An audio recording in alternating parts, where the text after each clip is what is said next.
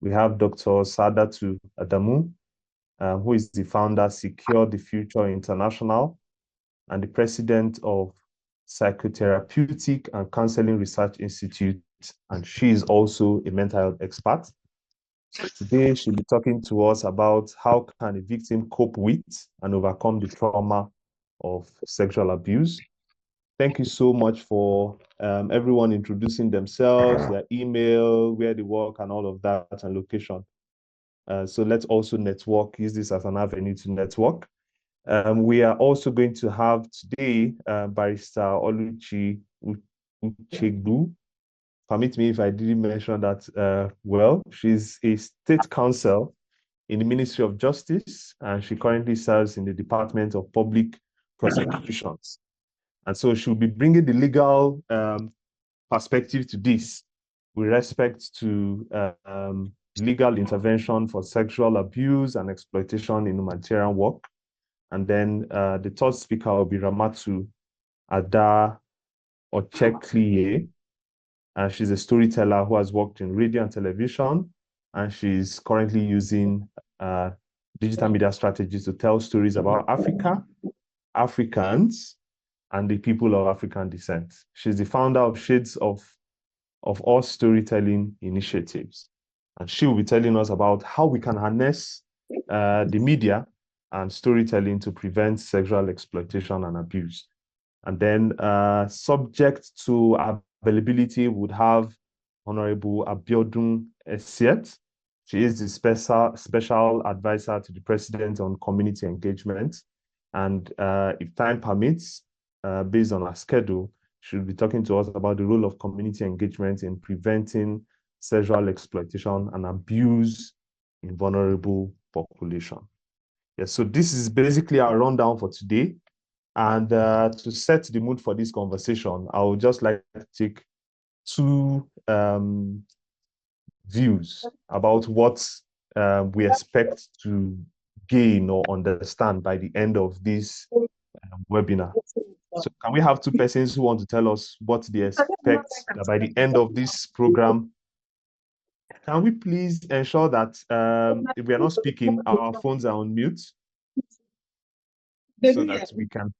Oh, you finished this one? Yes, please. Whoever is not speaking can please have their phones on, their Zoom on mute so that we can have a fruitful conversation, right? So I just need two people to tell us what will be your expectation at the end of this webinar, because that would help us to know whether we've achieved something significant at the end of the day or not, right? So it's going to be interactive. So let's, who is going first? Can I start? I raised my hand. Yes, please go ahead. Okay. So good morning, everyone. My name is Christian, and I'm joining in from Abuja. Also, I work as a supervisor for customer service and training development. So my expectation for this meeting is I would want to have good knowledge on what preventing sexual exploitation and abuse is really when it comes to, you know, when it comes to NGO. This is my first time having an encounter with, volunteering and all of that. So I want to harness that understanding and the impact of preventing this sexual exploitation and abuse in humanitarian work really entails, so that I'll be well educated, I'll be well knowledgeable, and I can also impact others from the knowledge I gained in this meeting. Thank you. Okay, thanks so much, Nina. We'll just take one more person before we jump right in.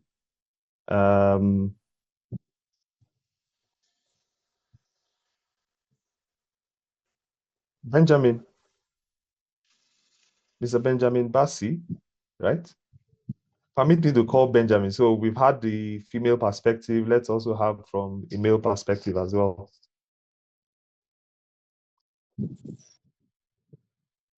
Benjamin Bassi Eyo.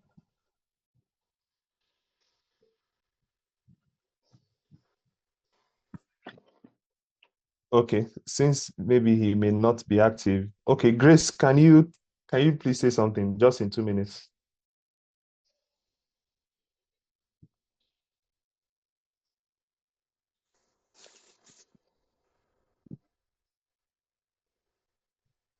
Hello, Grace, can you unmute yourself and speak?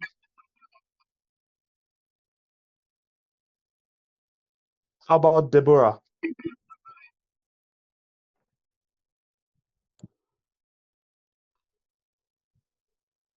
Okay, all right. So I want to assume that they are having network issues. So we'll go straight to the conversation, and I'll be starting with Honorable Abiodun Esiet, who is also with us.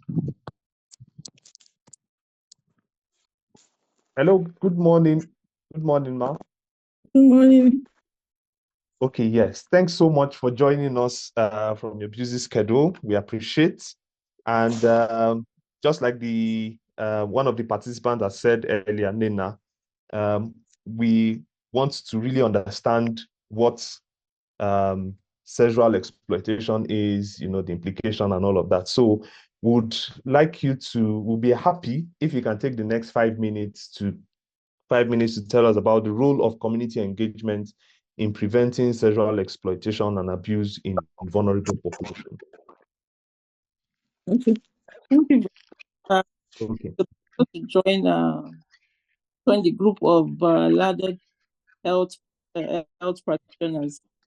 So basically, community engagement is about connecting or engaging different sectors of people within a particular geographical location, or can be an association of people like that on a particular issue or a particular agenda.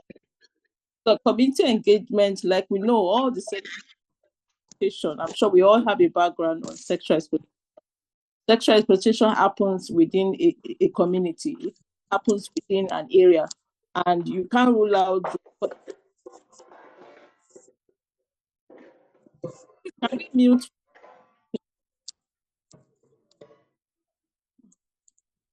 Maybe the host can mute everyone. Okay, thank you. So the community engagement role in the sexual exploitation is it's an important role because it helps to identify the issues. It helps to sensitize people about sexual exploitation, and it also helps to raise awareness to members of different communities about sexual exploitation. Our work in NGO, when we go out on creating awareness, when we go out to engage different people in different stakeholders, we come up with, we usually hear feedbacks. Sometimes you now see people who have been exploited now have the courage, because we want to break the culture of silence about sexual exploitation and sexual harassment, because some of our people within the community are culturally blinded, religiously blinded, to engage people, sensitize them about the rules, about Violence Against Person Prohibition Act, about the laws of the land that are against sexual exploitation.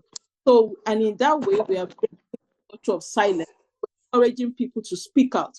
So on several occasions, when we go for the sensitization program, we come in and this has happened to me, this is going on in my family, what can we do about it? So we're gradually helping people to voice out and also get help.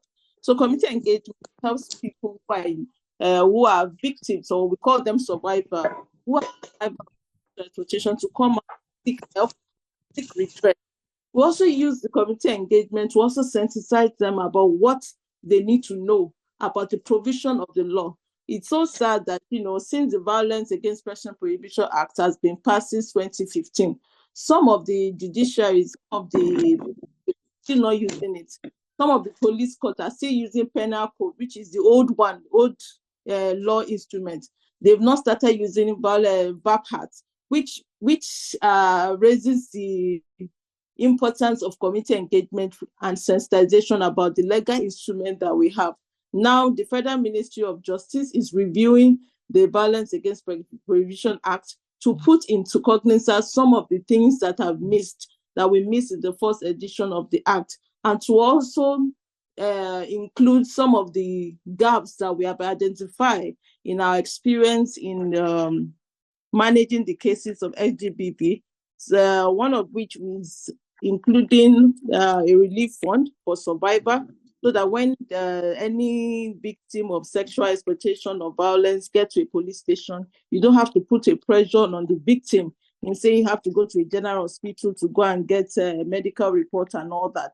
All those relief funds are meant to do all those things, and also to provide shelter as well to survivors. So without engaging people, we wouldn't have identified the gaps in our way of addressing sexual exploitation. So community engagement, like I said, helps to create more awareness about sexual exploitation, helps to also break the culture of silence about sexual exploitation, helps to educate people about the legal instrument that we have that we can use to address issue of sexual exploitation and sexual harassment within our community. So because every form of harassment happens within a community, so you can't rule out community engagement doing that. And in the same time, we also use the community engagement to challenge the status quo in terms of cultural beliefs and norms. So we realize that some of the exploitations that women and men as well are facing. I've seen young men who has been sexually abused by their religious leader who is teaching them the Holy Book, and they've been sexually bastardized. That we had to rush them to an hospital. We've seen a woman beating the husband. So it's not about the woman alone. So the community engagement has helped us to identify some of the gaps, and that also the notion, the cultural norms and beliefs about women, about sexual exploitation. It has helped us to really change the narrative in those regards. So that's the main importance of community engagement. Most importantly, helping us to break the culture of silence and sensitizing people about the opportunities and the ways to come out of any sexual harassment or sexual exploitation. Thank you. Okay, thank you so much, Ma. This is very, very enlightening. And to tap into your wealth of experience, I would like to ask, what would you tag, or what would you term in the humanitarian context as sexual exploitation and violence? So for the humanitarian side, we've seen reports whereby the people that are meant to give humanitarian support or meant to protect the people who are victims are now the ones that are violating them in terms of using power over. You are meant to protect these people, and now you are the one violating. So we have another instrument, a legal instrument that we have to also prosecute cases like that. We've seen so many people that have reported that the soldiers or the military people that are meant to protect them in the IDP camps are now the one violating them because of scarce resources. Oh, for you to get the food that they have given you, you have to sleep with me for one night and all that. So we've seen cases like that.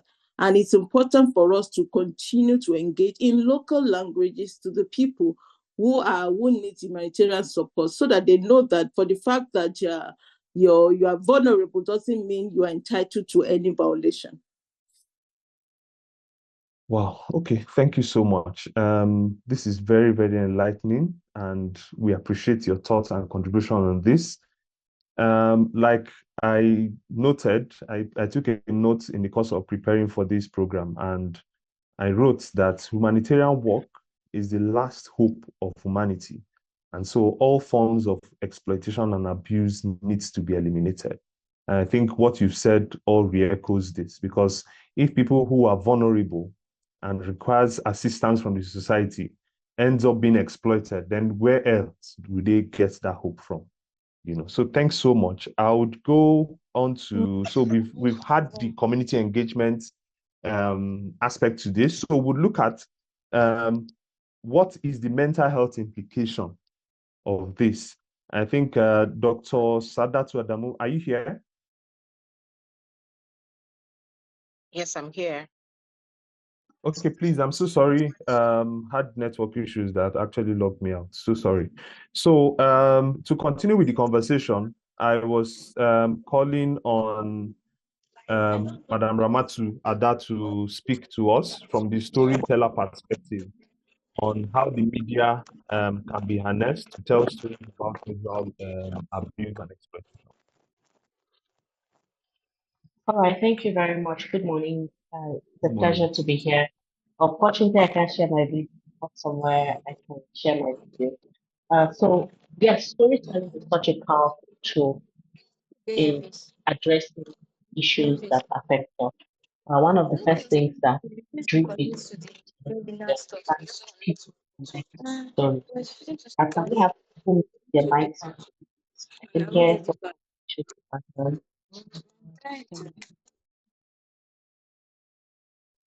Okay, so storytelling connects to our emotions and it helps us to understand that we are not the only ones in the world. There are people who are like us, who have experienced things like us. And then sometimes it sparks that fire, that desire to help stop some of this sexual violence, abuse, exploitation, especially in humanitarian settings. I have two examples I'd like to share. A while ago, some years ago, there was an expose that was done on a non-governmental organization, huge global organization whose teammates were abusing women in IDP camps where they went to serve or war-torn countries or things like that. It was such a huge expose and it showed the world that, okay, yes, they are humanitarian workers, but they're also people too. And people can do bad things and people can do terrible things to others. And that expose helped the organization today. I'm not going to name them, but it helped the organization today to clean house. They sacked a lot of people who were indicted in these allegations of sexual exploitation. They also had to revamp their policies on how you interact. And that's why today, because expose, a lot of people have mentioned, they have actually created a safe policy in their organizations. Every organization I've worked with in a long time, and also in my organization, I believe that meaning that there are ways that you interact with people in various settings. There are ways that you interact with children. This is why organizations globally now are saying that if you have any criminal record, especially as it affects sexual abuse, they cannot employ you to work around preventing sexual abuse or around people who have faced sexual abuse. So that was done because a story, an expose, journalism was done to expose some of the effects of this. In my own work, I have a film that we have done called Report It. It's a film that encourages people to report their sexual abuse, just like the Honorable mentioned. If we remove the culture of silence and shame around reporting sexual abuse, we're more likely to get more people to report and also to have to use it as a springboard to preventing sexual abuse. So in my film, Report It, we were able to also show someone talking about how people who had come to help them had also abused them. And it's very common. People think that, oh, because they are living in IDP camps or they are in war-torn countries or they are dealing with one thing or the other, extreme poverty or no food or no access to clean water or dealing with healthcare emergencies, that they can be abused too. So when we tell stories about this using media platforms, whether it's social media, digital media, traditional media like your radio and TV, because we have also done a radio drama for an organization called the Sunshine Series. And then one of it was talking about sexual abuse, and we used radio to communicate it. And many people have reached out to say, oh, this thing happened to me too. They have said, oh, I know somebody that this happened to. And because of that, they now know, okay, beyond this thing happening to me, what can I do? How can I report this situation? How can I prevent it from happening? How can I help other people around me? And I've seen an uptick in women protecting young girls in IDP camps. I've seen an uptick in women saying, oh, I didn't realize that this was abuse. Now that I know this is abuse, I'm going to make sure that it doesn't happen to the next person. So storytelling using media platforms, harnessing media to explain that sexual abuse can happen to anyone, male or female. It can be done by anyone also, male and female, and even those who wear that garment of good guys, the ones who are helping, they can also do bad things to others. And it is helping to ensure that we reduce these instances, especially for people who are in underserved communities and in humanitarian settings. So we can continually use our platforms, and it doesn't have to be big. I can use my platform, my social media platform. I can use my organization's profiles and platforms, and you too can be a part of it. If you see someone who is abusing and you call it out in a story, it connects to somebody else and they can find a way to help out and contribute to protecting the most vulnerable in our communities. Thank you. Thank you so much for the deep insight you've provided on this. And while you were talking about storytelling and all of that, the question that kept on popping in my mind is, what really is storytelling, and how effective, from your experience, has it been in addressing some of these endemic issues that are prevalent in the society, even though people don't talk about it, from your own experience? Okay, so storytelling is however you want to describe it. So for some people, storytelling is me in this situation talking about what has happened in a community. For another person, storytelling is watching a film. Another person is reading a book. Another person is reading something on their social media platform, say Facebook, Twitter, Instagram, watching something on TikTok or Reels. Um, and for another person, it's reading a story, reading an experience on a blog.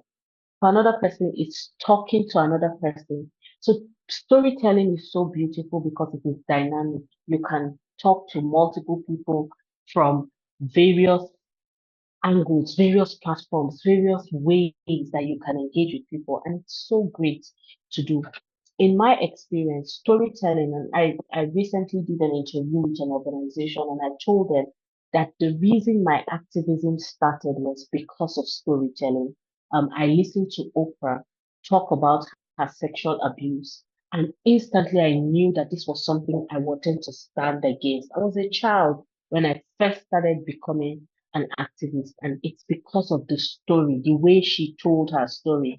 And I myself have faced abuse, sexual abuse, and I've talked about my story using my platforms. I've shared it and I've told people this has happened to me. This has happened to people I know. This has happened to people in my community. I have heard that it happened to somebody.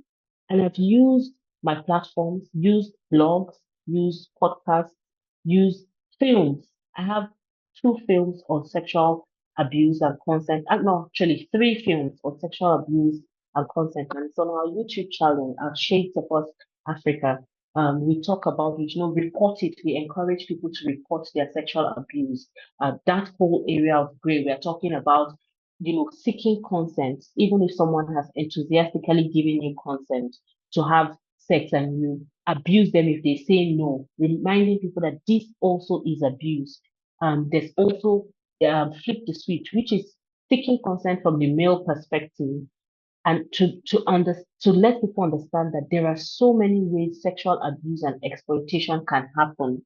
And if we keep quiet about it, the one thing that an abuser thrives on is that if I am silent about my abuse, he will continue to do it. But if I call this person out, you abused me, and I follow the legal channels, which I'm sure the next one of the speakers will talk about. If I follow the legal channels and I report it, and we hope for a nation where our legal channels are working properly, that it doesn't take 5 years or 10 years for a case of rape to get to finalization. So when we tell these stories, we can actually change people. I've had people who have sent us messages and said, thank you for sharing this story. I was also abused and I didn't know that I could talk about it. I've had somebody who actually sent a message to us and said, I'm so happy that you talked about this particular type of sexual abuse, because until you shared it, I didn't know I was abused. And that for me is when you create that awareness, you're talking using simple things, stories, using simple platforms, social media. We have a mobile cinema project that we use to go into communities to show films that we do around it. And so when we are talking about this and we are putting these stories out there, it is like to use a biblical example, putting a light atop the hill, it pushes the darkness away. That is what I feel storytelling does. When you put a light in front, if there's darkness everywhere, you light a candle, the darkness will keep moving further and further away from that candle. And the more candles you light, the less darkness you will have in that space. That is the power I think storytelling brings to our world. Well, thank you so much. And I think we've learned a lot from this. We need to light more candles and we need to tell more stories. Dr. Sadatu Adamu, I think if you're ready, we are also ready. So thank you so much. She is, as I've earlier noted, the founder, Secure the Future International, and president, Psychotherapeutic and Counseling Research Institute, and a mental health expert. So please, can you tell us how a victim of sexual exploitation and abuse can cope with and overcome the trauma of sexual abuse? Good morning again, and thank you so much for having me. And of course, I want to say thank you to everyone that has joined this morning. Of course, it's very important to, give a victim or survivor listening ears. And I've heard the two speakers, talk about helping individuals to speak. Of course, the last speaker talked about storytelling, and one of the ways that you can really help is to encourage others to speak, because you can't tell, no one can tell another person's story as much as the person will. So if an individual is able to tell his story, practically something has happened. Healing is already taking place. That's what happens when you tell your story, because you don't even know how, the transition or transformation from wherever you are, and where you will be going to would happen. So it's very important to encourage that. So it's important, very important, to at least get humanitarians to have what is called either counseling desk or a trauma-informed unit, where victims or survivors can truly share their stories. Remember that it has to be transparent. Do not put in caveats and all of that when developing policies. It's important to encourage people, because your policy guideline helps an individual who has gone through or is facing some sexual abuse, to come out and share his story, knowing that no one is going to judge him, knowing that there's something on ground to support him. So it's very important to do that. But very importantly, it's also important. The last speaker mentioned something. Now, this happens, it's a two-way thing. The people, the carers, also are victims, right? And then the caregivers can also be victims. So we're talking about two people receiving almost the same thing. People who are going to support people are, you taking advantage and also abusing. And then the people that are there are also, being abused. So it's important to at least get to that point where people are being educated on consent, what they can take, where they can report things. It's very important, because it helps mentally. If you know that there is already a rule or policy or guideline, it gives you that sense of, if I go to this place, there are certain things that I am not allowed to do. All right. And then whoever you're also caring for, if you get there and the person understands that, oh, this organization has some guidelines, they are also protected, because they feel like, okay, if this person does X, Y, Z, I know where to channel my report to. So it's important to have all of these things. That means that policy enforcement has to work with practical intervention, because it is what you say, what you do, that would really work with whoever is experiencing that. So it's important for people to tell their story. It's important for us to continue to train and educate the humanitarians on boundaries. Don't go to a place and you just want to, oh, because this person is really down and you want to give some hug, you want to do that. Excuse me, there are boundaries. We're human beings, we have blood running through our veins. So it means that some of the things that you can't even imagine doing, you get to do them because you didn't put in boundaries. So it's important that we create awareness on boundaries. We educate our people on boundaries. As much as you want to help, there are certain things you can do and not do. And then, of course, it's also important for individuals to also understand that you can't do this alone. So it means that you going to an organization or a humanitarian organization has to somehow find a way to work with stakeholders. An example, a counseling department, counseling organization, mental health organization, have some, psychiatric doctors in between so that you are protected. You know that you have a full team. Whatever is happening, your team members know that, okay, I can run to this person. Whatever is also happening to whoever you're caring for also knows that, okay, I can run to this person. So it's important to just set up a full team where, everything you can have almost everything at the same spot. And then, of course, I will say finally, it's very important for humanitarian organizations to please strengthen their policies and guidelines. The reason why people do this is because they know that there are no policies. I mean, if I do it, nothing is going to happen. I mean, 5 people have done it before. What has happened to them? Absolutely nothing. So even if I do it, what would happen? But if there's a policy, then it might just help people change how they think. And then if we also hold our justice system to say you have to probe, you have to make sure that people are being punished for the things they do, then maybe that can help. Because mentally, we all need some level of safety. We all need some level of security. We all need to know that there's someone somewhere that can always support us. So it's important to just put all of this in place. Otherwise, we'll be struggling and talking about this, and there won't be help, there won't be support. We will just be, looking for where to really nib our hands and probably look for who to take responsibility. But I mean, we have to do this ourselves, and we have to educate our people on certain things to do and not to do. And then finally, of course, mental health is real. So it means that anybody can be a victim and anybody can also be a survivor. So it means that we all must understand that we need to support ourselves as much as we, work in such vulnerable spaces. We are quite strong, but we need to also support ourselves because it's not easy to come out and share your story. Very important. Thank you very much. And I'm here for questions. Wow, thanks so much. Thanks so much. So we'll soon come to the question section. And there was something important you said about the need for punitive measures, the need for control, the need for sanction, which would lead us to our last speaker, Barrister Oluchi Uchegbu or Ukegbu. Barrister Oluchi, are you here? She is the State Counsel in the Ministry of Justice and serves in the Department of Public Prosecutions.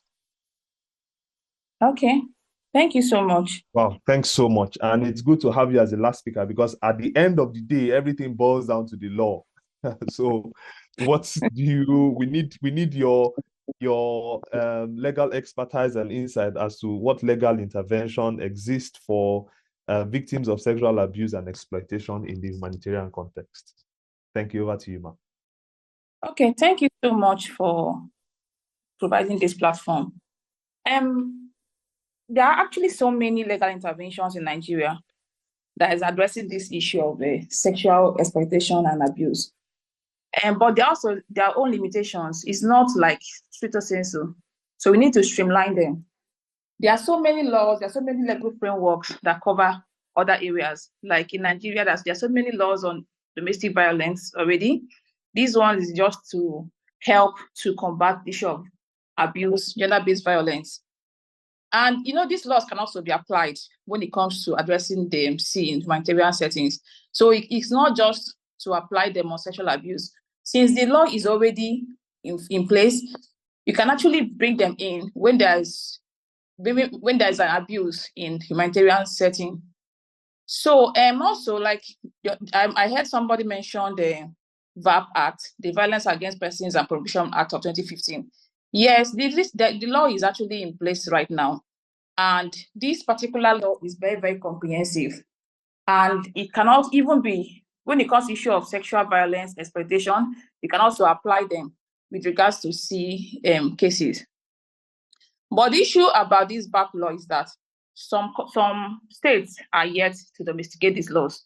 And we know that these particular C offenses are actually prominent in some, particularly in the northern Nigeria, because these are the places that you have the issue of insurgents, Boko Haram, and most of these cases happen in IDP camps, the people that are already having issues of insurgents.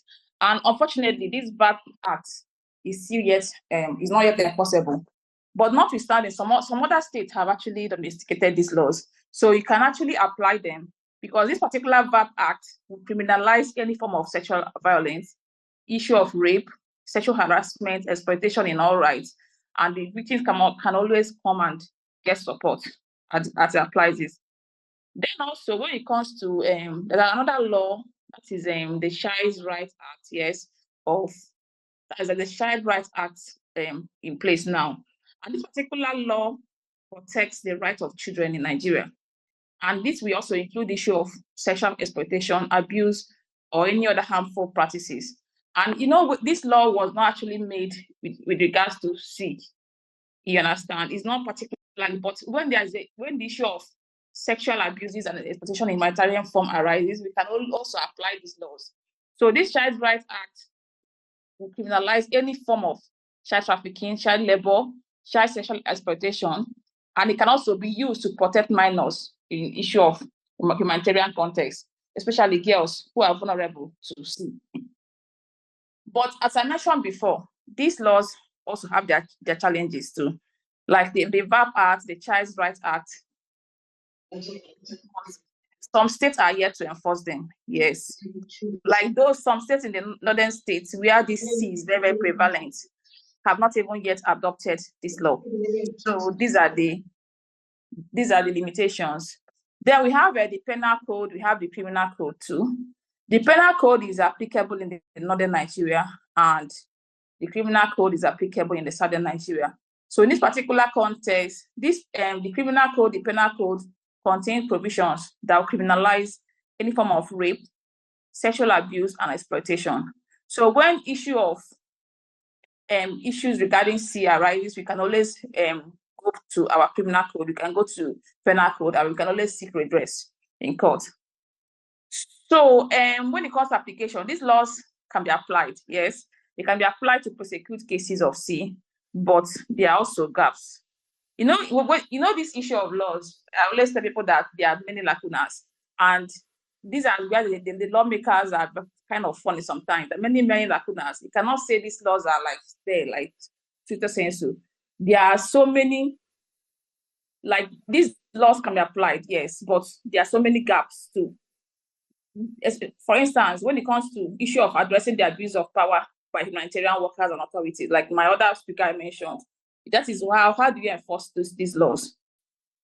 Some of these people that abuse these people are already people that are placed in high places in law. So these are the issues that we have. Then when we come to international legal framework, we already know that Nigeria is also a signatory to several treaties and conventions that protect individuals from sexual abuses. For instance, we have the CEDAW.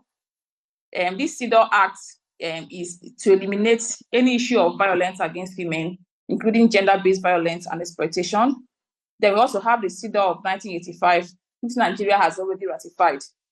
So this particular provision can be invoked. Yes, it can be invoked to hold these perpetrators of this C accountable, though the enforcement is also weak. Then we have the UN protocols. Yes, have the UN guidelines and protocols. The UN has a zero tolerance policy. That's what I mean, zero tolerance. They have a zero tolerance policy on issue of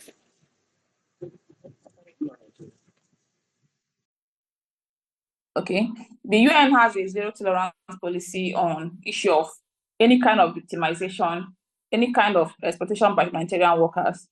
And Nigerian government authorities and NGO working in the country are supposed to uphold this policy. And also they're supposed to investigate cases and also hold people that do this are supposed to hold them accountable. Then we have the Palermo protocols. The Palermo protocol, Nigeria has already ratified this protocol, and the aim is to combat issue of abuse and any issue of sexual exploitation. Also, the NAPTIP, yes, there's also NAPTIP. That the NAPTIP has a mandate to address any issue of trafficking or any issue of abuse in any context.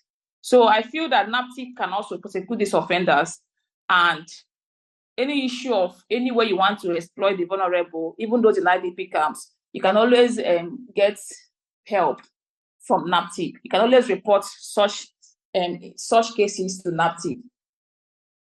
Then the human rights commissions are there to protect these victims. Even in the police station here, because I've handled so many cases from these special units within the police. Like if you come to the police station, we have the gender desk and special investigation units that they have the issue of, their focus is on sexual and gender-based violence. And also, as we know about limitation, like me, I'm a state council, and these police people work for the government too. We already know their limitations, which is resources, and they also, many of them are corrupt. Sorry to say this. But the main now there is issue of resources. They will always complain to you that there is no fund. There is no fund to prosecute these cases. There is no fund. There is no fund. So, but whatever is the case, they have special units within the police that handle these cases. Then we have the UN and NGO investigative mechanism. There are so many laws that are already put in place. But when it comes to this, I always tell the victims to report to the police station, because that is the police will always have a way to investigate the case and now refer to the appropriate unit. If it's a criminal case, they can always refer the case to the AG, or the AG can even investigate and they can prosecute depending on the case at hand. So there are so many legal frameworks. You can, as I mentioned, the CEDAW, I mentioned the VAP, but the VAP now, most states are yet to domesticate the act. So this is the problem. Then we have the other international frameworks that we can always resort to when we have breaches and all. Then, when it comes to these legal interventions, I always mention that when it comes to enforcement, we have a very, very weak enforcement policy. Yes, I'm saying that with my full chest. Because even when these laws are in place, the enforcement is not really adequate like that.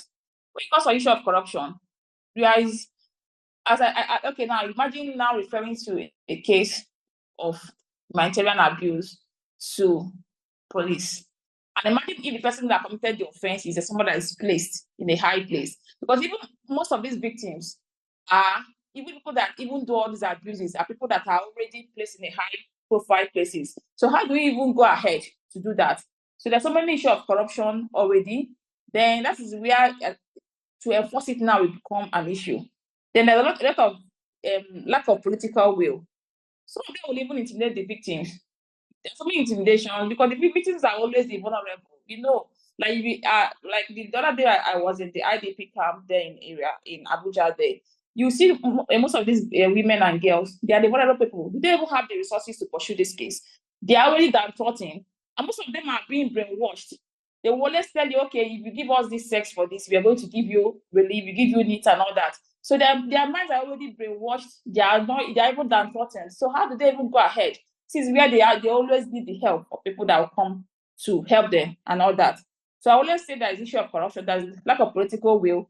Then the victims are intimidated and also discouraged from even prosecuting. Because imagine if in issue of an offense, the victim must have to come to the police, because it's the person that will even the person that if the victim is not willing to give evidence, the case cannot fly. Then we have the issue of cultural barriers. We have lack of resources that I've mentioned before. Then the impunity of these perpetrators. You can imagine if these people are in high position of power. Like I've seen cases of humanitarian workers, even the army, security personnel. I've seen even local officials there. They are the ones that do these things. So how do you even go ahead? Because they're already in a high placed positions and all that. So these are the issues. So the laws are there, yes, the laws are there, but the problem is implementation and enforcement. There are already a lot of many laws that can actually protect these victims. But the problem now, to me, I feel that we have the issue of a weak enforcement. So I don't know if I should continue with the way forward, or do you have any question for me? Yes, I think there will be a lot of questions from what you've raised, and yeah, you've hit the nail on the head already. And I think at this point we'll take about 5 questions. So those who have questions to ask can indicate by raise of hand, right? And permit me to use my own privilege as being the moderator. The question is, please, if you have question, you can put up your hand. I would call you subsequently. So my question is, I understand from Igbo adage that any goat that is allowed for the community to feed will die of hunger, basically because nobody is actually responsible for feeding that goat. Now, you've called out a lot of acts, laws, policies, institutions, NAPTIP, the police, and all of that. As way forward, would you think it would be more appropriate to have one single organization, say maybe expanding the scope of NAPTIP, but have one single organization and one single policy guarding humanitarian activity? Because the reality is that we are in the humanitarian domain. There would always be issues that will require humanitarian assistance. So will it be appropriate to have a single act or law for humanitarian-related abuses, and then an institution that is sole responsibility is to deal with cases relating to humanitarian workforce? So that's my question. Okay. Yes, I think you can answer that. Okay, from the legal points and from the legal background, I don't think just one body can cover the field, because like we know, for instance now, will you now say they just apply only the criminal code? What now happens to the north, where the criminal code is not obtainable? You understand? And also, you already know that when it comes to the issue of child's rights, it's not contained like that. There's no provision like that in the criminal code. So when there is now an infringement or issue of sexual abuse for a minor, which law do we now apply? So to me, I feel the way forward is that we should strengthen enforcement. You understand? We should strengthen enforcement. There should be trainings for law enforcement, even the judiciary officers. There should be improved access to justice for victims, and also the political will to hold those people that do these things. They should be held accountable. This is where the job of the NGOs come into play. You understand? It is not just business as usual, theories as usual. They should be held accountable in the true success of it. And there should be, for any wrong whatsoever, there should be a remedy. Yes. And also, they should even expand. It's not even just to limit. I feel that should expand the legal framework. Yes, that should expand. Like, for instance, now, the issue of VAP law should be domesticated in all the states. Likewise, the Child Rights Act. I don't know why in northern Nigeria, where this insurgents, where the issue of IDP camp, the issue of Boko Haram, that's even where this main abuse, this issue of humanitarian abuses, that is even where it's prevalent. I don't know why up till now these acts are still not domesticated. So I think it's very, very, very, very important for them to domesticate these laws, so that when there is any wrong, there should be a remedy. You understand? Also, like what we are doing now, community engagement and education, it is very, very, very important. We don't even know what we are doing, but we are actually impacting and also creating awareness. We should increase more awareness about C. And also, we should look for a way to empower victims to come forward.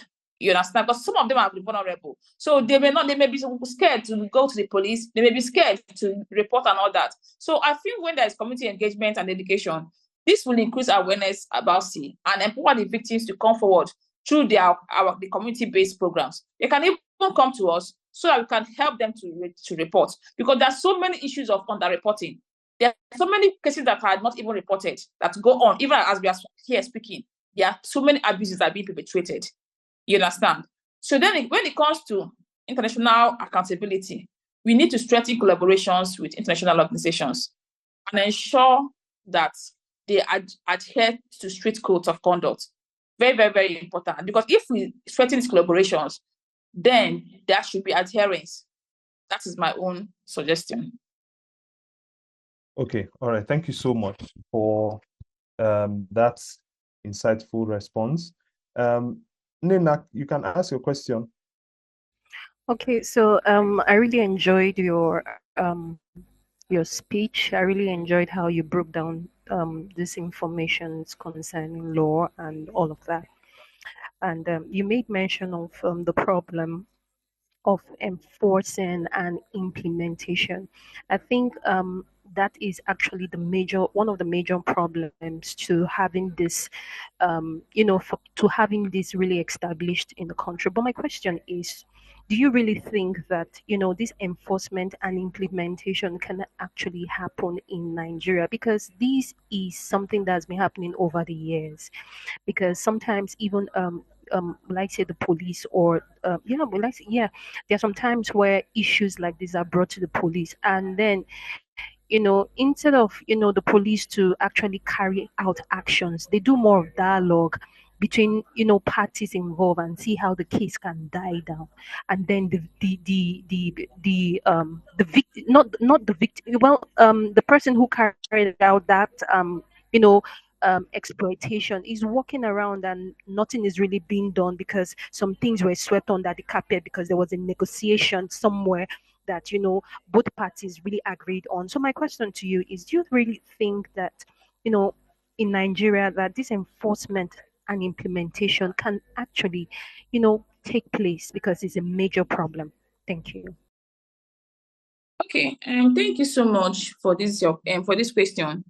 Yes, when it comes to issue of enforcement, I have been at the forefront, and I've seen it firsthand. It is not just theory. I've witnessed it. But to me, first of all, we need to even start from, before we come to issue of enforcement. Enforcement can happen if we start creating the political will. We already know about the corrupt system, so we also can be the change agents. We can start to make this change happen. Because first of all, like even on our own local space, you can start to create awareness. Because funny enough, many of these victims may not even be aware that what is happening to them is illegal or wrong. I've seen it happen, especially in a highly patriarchal. For instance, some settings that you come to, they see these things as normal. They normalize this exploitation. They don't even know that these things are not even right. So if we can start by creating this awareness to these victims, and even create a channel where they can report, yes, I think it will also go a long way. Then on the issue of enforcement, like I mentioned before, we know the Nigerian issues. Yes, like I've actually seen some cases where I've reported some cases of sexual abuses to the police.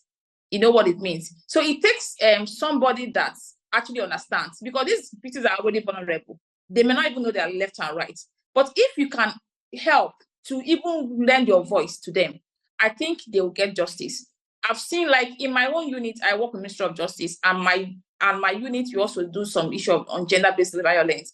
There are so many agencies. We have the feeder, we have the Women Forum, we have Nigerian Association. They too can actually, there are also agencies there that have been lending their voices, that have been helping the vulnerable. And I think so far so good. At least we are making some steps. We are taking some steps. We are making progress. But it is not, for now, it is not yet over. So let's keep creating awareness. Let's keep doing what we are doing. And also let's keep holding our government accountable. I think we'll get there someday. Amen. Definitely. with effort, commitment, and dedication, like you've talked about, with it, and also political will. So I'll take there's a question for Dr. Sadatu, and that is, the question is developing SEA guidelines okay for an organization, or an organization should have counseling departments, to be able to address these challenges? Okay, so it's very important to develop a policy guideline. That's one. It's also important to have at least, like I said, a trauma-informed unit. So outside having just a guideline for the organization, all right, still give them the opportunity to have a place where they can always go and share or talk about their experiences outside. So it's important to create a unit, whether you call it, like I said, a counseling unit or a trauma-informed unit, so that there will be proper mental health screening and then continuous support for that individual. So it's not just having a policy or a guideline, but also having a unit where you can support the survivor or the victim. Okay, thanks so much for that clarification. Tekura Suswam, I'll come to you, but there's also a question for Ramatu. How can I tell my stories without falling into trouble as regarding establishing a solid evidence? This is the question of blowing whistle versus what happens to the whistleblower subsequently. So can you please shed light on that, please? Thank you so much for your question. And it's a very valid question. The idea that abusers want to be exposed it's not there. Abusers do not want to be exposed. And many times abusers are powerful in society. They are more powerful than you are, who has a story that you want to share. In many instances, people reach a point where they are saying, pardon my French, forget it, or I don't care at this point. Whatever happens, happens. It's not everybody who gets to that point. Some people say, I don't care about what's happening, and I will say my story regardless of what happens. Some people say the stories are not mention names until they are able, they have the requisite protection to now mention names. For others, and I love the way that this webinar was fashioned so that it talked about all the various from policymakers to legal aspect and what have you. Sometimes you have to get the legal backing before you're able to do that. You must have reported your story. That's one thing we wanted to show which reported. You must have reported to the right channel. That's the police, for example. You have their medical records. You have you have a case brought up against the person that you can report. Sometimes it might be sharing with organizations, for example, like the Dorothy and Jomande Foundation. And there are so many organizations that work with victims of sexual exploitation and abuse, and they can help fight. So it is not without consequence, to be very honest. To be able to stand up and report sexual exploitation and abuse, you know that there will be a lot of backlash. You have to get to where you are most comfortable with. Am I comfortable sharing my story without telling who the abuser is or the abusers are? Am I comfortable saying, you know what, I don't care whatever happens afterwards, as long as the world knows that this person is an abuser? And sometimes you never know, especially if it's a repeat abuser. We see what's happening with the popularized case of the entertainment mogul, Puff Daddy, Pete, whatever he's called. That one person being able to come out to talk about exploitation has brought ripple effects. Lots of people are now coming out and saying, okay, we are able to now talk about this because this person did it. To be very honest, I always tell people that no matter what decision you make, you have to be the one to make the decision yourself.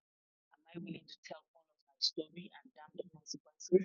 Am I willing to tell only a little bit of it? Because 99 to 1, the consequence is still going to be faced by you. Unless a system works very well, and our system, to be very honest, does not work very well. It protects the more powerful than it does victims or survivors of sexual exploitation or violence.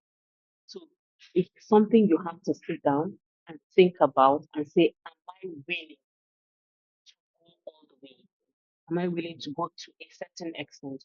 Do I want to tell it as fiction? Because the first way I talked about my abuse was right from as fiction. I wrote everything that happened to me, but just changed the names so that it was out there. And then when we started getting comments and people say, oh, something similar happened to me, that's when I built my confidence to talk about it in and say, okay, this happened to me. So it is knowing that the consequence is going to be faced by you. It's knowing that sometimes the person you're reporting, the people you're reporting are more powerful than you and can cause you more harm. And you really need to determine what is the way that I am most comfortable telling this story. It is hard, and I must put it out there. It is extremely hard. It is, we're in a world where, because of patriarchy and what have you, people have a way of blaming the victim instead of holding abusers accountable. So we must put all of this on the table and then make the decision that best suits us. I always tell people that whenever you decide to report an abuse, is when you decide, is when it works best for you. So when people say, "Oh, it happened 25 years ago, why are you just reporting it now?" You have to make it a point of duty to report when you are most comfortable.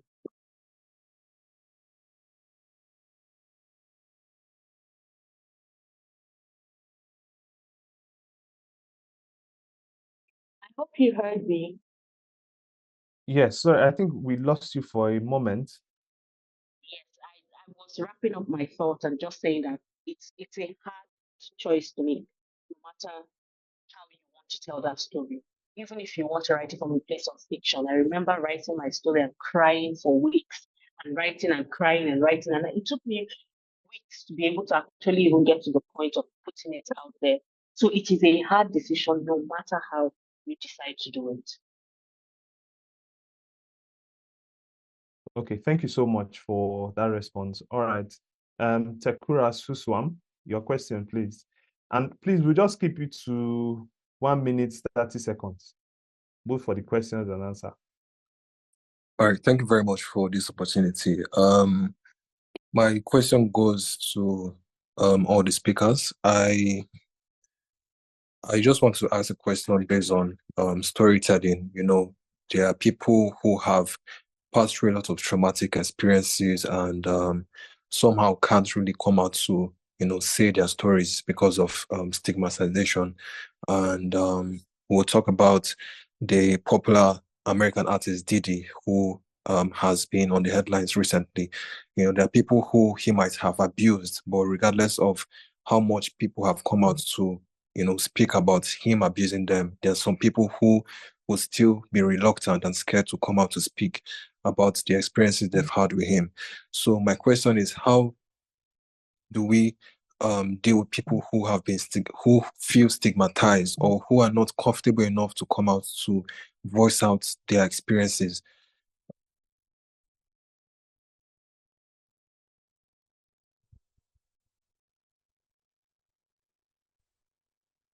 Okay, I guess you're done with your question, Mr. Suswam. Yeah, yes, I am. Okay, thank you for that question. I would like Dr. Sada to quickly respond to this from a mental health perspective. Yes. Okay. So it's important for us to try as much as we can to support victims and survivors by creating a platform where they can always run to. Now, I know that the aspect of stigma is really something that, you know, it's alarming. People really don't want to talk about their issues because of the cultural beliefs, norms, society, and what have you. But it's also important to know that once you tell your story or share your story, healing takes place. So it's about you and not another person. All right. So that's very important. But like I said, again, it's very important for us to create that platform where they can share their story, regardless of what anybody is going to say. We must help them understand that, yes, the society is not going to, say it's okay for an individual to be, to be raped. Somehow they want to victimize you. Somehow they want to ask questions. What was she wearing? Why did she do this? Why did she do that? So many people will just come up with all of that. But it's just important that we keep creating awareness, just like we're doing today. It's also very important that we set up a platform where they can always run to, because as much as we're creating awareness on stigma, a lot of people are struggling with, I want to tell my story and I really want to tell my story. So what do you do to support people like that? Is just to create a platform where they can always find that support. So psychosocial support is quite important, meaning that every organization working in the humanitarian space should have at least, a unit, and I'll still say where people can run to. There are units where people can run to, and you don't have to mention their names. Anonymous, they can come and share their stories. They don't need to know you. You can refer them to another place. You can just give them platforms, options where they can run to without you being the one to know what they want to share or stories that they want to say. So it's just important that we create that space for them. And like I said, let's have a full team where it's easy for people to run to. I mean, the legal person talked about other places where they can also go and report cases. Very important. If you have issues and you feel like, oh, you're struggling with the fear of discussing it or sharing it, there are so many ambassadors out there that are telling their stories, and telling your story is just one way of telling yourself that healing has started taking place. So it's not about another person, it's about you. Don't worry about the stigma. I know it might just sound like, why would she say don't worry about it? But really, life is about you and not any other person. So if you tell your story, to be very assured that one, healing takes place. Two, you are already not feeling ashamed. Three, you're not feeling guilty about anything. Four, you have also reason for some people that are not able to speak for themselves. So a lot happens when you're able to speak, but it's important that we create awareness and then also give them the platform where they can share their story and they're not afraid that anybody is going to judge them or say ill things concerning what has happened to them. Lastly, of course, we don't have any right to victimize anybody or judge anybody. It can happen to anybody. I mean, it doesn't matter the age, it doesn't matter who you are, it can just happen to anyone. So let's just support our victims and survivors. Thank you. Okay, thank you so much. So we'll take the last two questions. I think Philip and Phoenix Gates, you just ask those questions so that we can our facilitators can address, and then we'll move on. Okay, thank you so much, our facilitator, moderator, and then all the keynote speakers. It was just amazing. I had a swell time from the first minute to this point. But then I don't know. Yes, I know that one of the speakers was talking about community engagement, right? Okay. But I was thinking, I don't know why it didn't really come up much. How about sex education? Because one of the things I noticed growing up was that there was a crop of people around my community whose kids, like we noticed that their parents were having what did you call it now? We're having a lot of their intimate moments, not caring whether they had children or they were basically just assuming that those children would not understand what was going on. So we'd go out to play and we hear some of the kids saying this and saying that. Then one of the things I noticed about these SEAs are that most of the so-called perpetrators were actually also abused. So I don't know why it always comes up. Like, I understand the whole idea of people sulking into their stories and saying this person did that to me, but then it's not always shocking. Maybe somebody even said something about Didi. You probably will find out that when the roots of the matter, or when he's probed further, you find out that maybe another man, maybe his uncle or his dad or someone must have abused him, and then the cycle continues. So the question is, how do you break this cycle? Because we can stay and be it's still okay. Like we said in medicine, there's the curative medicine, then there's the preventive medicine. How do we improve on our sex education to get more people down to the grassroots, telling them that, okay, this is not right when an adult touches you like this or like that, when a man comes and does this and that, and all that, so that we have children that speak. Because me, when I was much more younger, in fact, in our community then, when those children will come out, they'll say, mommy was doing this, mommy was doing that. I'll be saying, hey, where is this place? So you can imagine that we were exposed at any given time. These children would have also started touching us or something. So it's a case of another innocent person gisting about something evil that we probably wouldn't have also accounted for. So that's just my question, because I noticed that the panel was almost tilted to one side, but then how can we make it balance? And who are the bodies that are in charge of doing these other ones as well? Or is it probably that it has never really been taught? I think I'll stop here. The ideas are just coming to my head back to back. Okay, thanks so much. Your comments are very valid. Mr. Philip, can we take your question?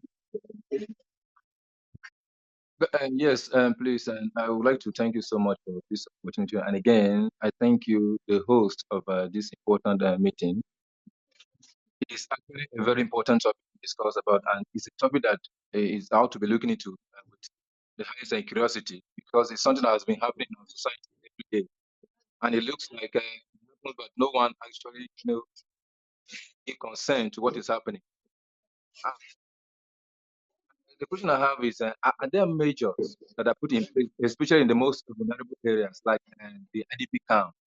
Are there measures that are taken, to checkmate those in the IDP camp, like teams, a group of teams that are set up to always monitor such activities in the IDP camp? And if there is, are they actually doing their job, like engaging the IDP camp by asking them question one-on-one? And again, I was speaking up. And if there is none, do you think deploying a group of team of anti-sexual acts in the IDP camp, would it really help? Because I believe most of these things happen in the IDP camp, but because the fear of speaking out is there, no one, they don't speak out. And this has been happening, and is more like encouraging it to continue, because even if you speak, your voice is not being heard. So it's like just letting it die down. And this is a serious issue. It's an issue that will last a lifetime. So it's important to look into this issue. I believe you understand my two important questions. Yes, I did. So thank you so much. So by way of roundup, our facilitators, our keynote speakers would do justice to this. So I'll start with Barrister Oluchi to address this question you raised. And it pertains to whether there are measures in place in IDP camps to address some of these issues. That's one. And then whether deployment of strategic teams to deal with such issues would also be helpful. Barrister Oluchi, are you still here? Please, can you ask the question again? Sorry.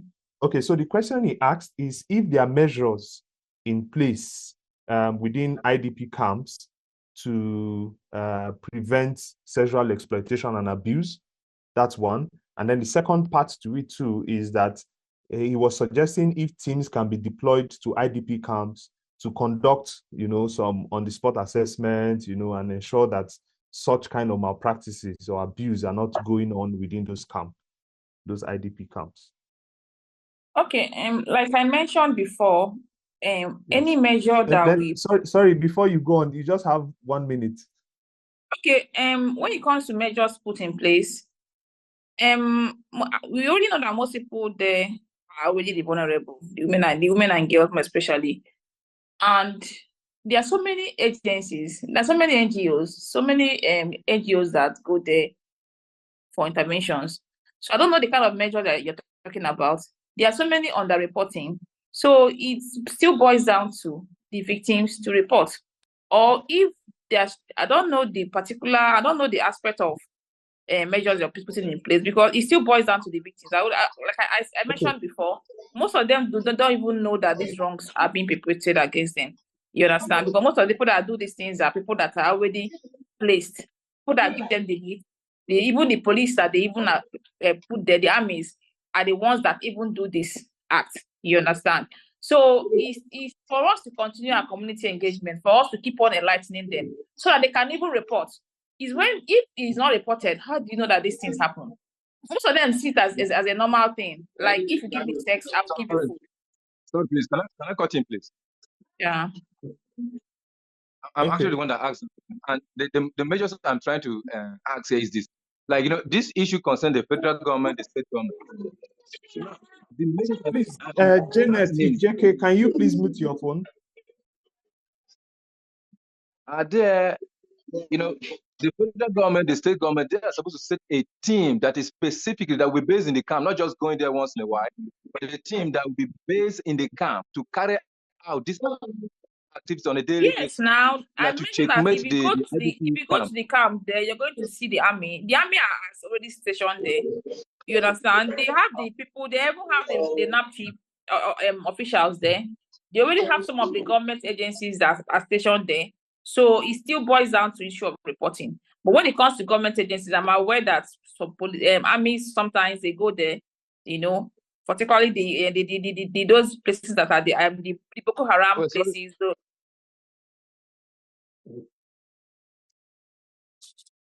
hello. Yes, please.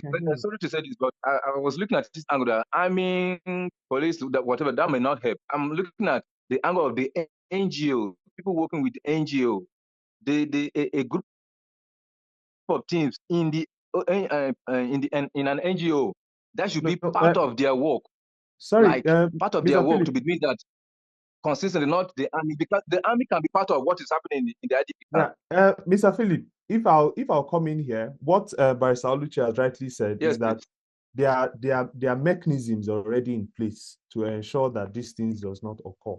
But the problem is that those mechanisms does not come out for reporting, because of course you have to even report a case to the police before they start investigation.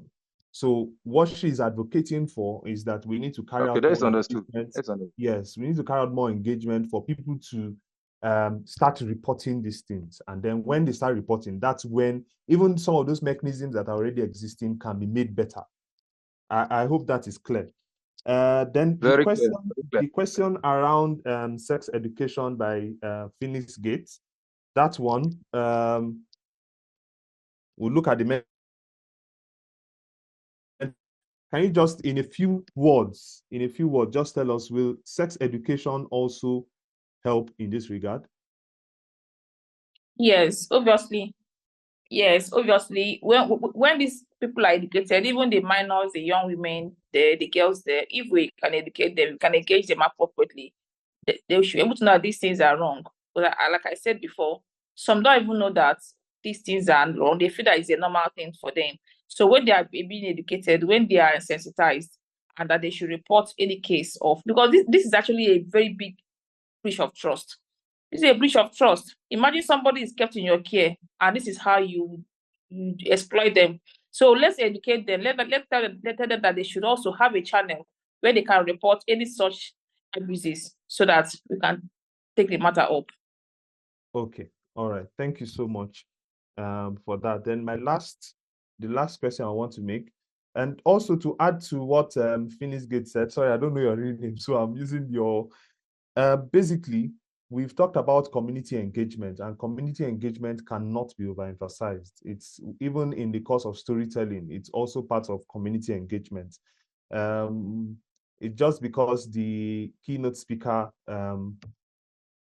dashed in briefly. That's why probably he didn't get a lot more in that aspect. But then community engagement is key and crucial in this. So to wrap up, the last question I'll ask is to the storyteller herself, Madam Ada.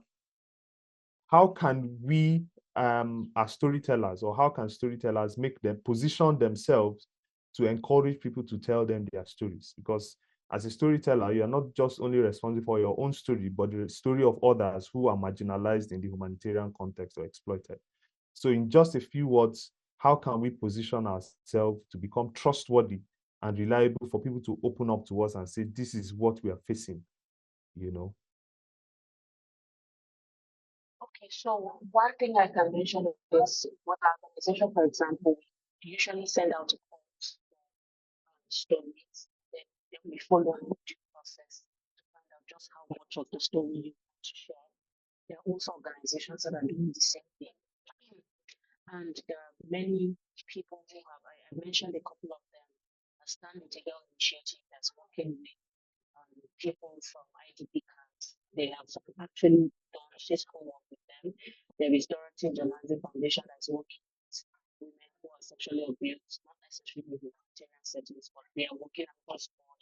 I think someone mentioned FIDA earlier on. It's an organization, the Federation for Women Lawyers, that's helping people. So there are multiple organizations. I wish I knew this question was coming out and shared in slide. I don't know where to find that, but maybe I could share with you and you can share with them. There is someone who curated a list of organizations that are working to address sexual abuse and exploitation in Nigeria. You can reach out to these people one way or the other. These people have put their work on the line, put their reputations on the line to show that they're trustworthy organizations. We've been vetted multiple times, and in the end, it's really about finding the one that is closest to you and the one that you can trust the most. But always know that you can put out your story regardless. I reach out to various people. There are many people who are helping others to ensure that they publish their story and help them one way or the other. Okay, all right. Thank you so much. So with this, we've come to the end of this very insightful session. And sorry, Michael and Nuku won't be able to take your question at this point. But then the reality is that this is going to be an ongoing conversation. It's not something we can trash out in one meeting or in 2 meetings or 3 webinars. So we'll continue to have this conversation, and it's important that we talk about it, because this conversation is part of what would make the difference in creating awareness, in engagement, and then ensuring that these problems are nipped in the bud. So I know we'll have questions, issues to raise, contributions, and all of that. We can just reach out to Equitable Medicaid and Clinical Research at any point in time for our questions. Thanks so much, Dr. Sadatu Adamu. Thanks so much, Barrister Oluchi Uchegbu. Thanks so much, Ramatu Ada and Honorable Abiodun Esiet, who was also part of this session. Thanks so much, everyone. And do have a lovely day, and happy Independence Day, Nigeria. Thank you so much for the platform. Have a wonderful day. Thank you so much for the platform. Thank you so much. Thank you. Thank you so much. Thank you. Thank you so much. Thank you. Very big thanks to you. Thank you, Mr. Philip. Thank you so much.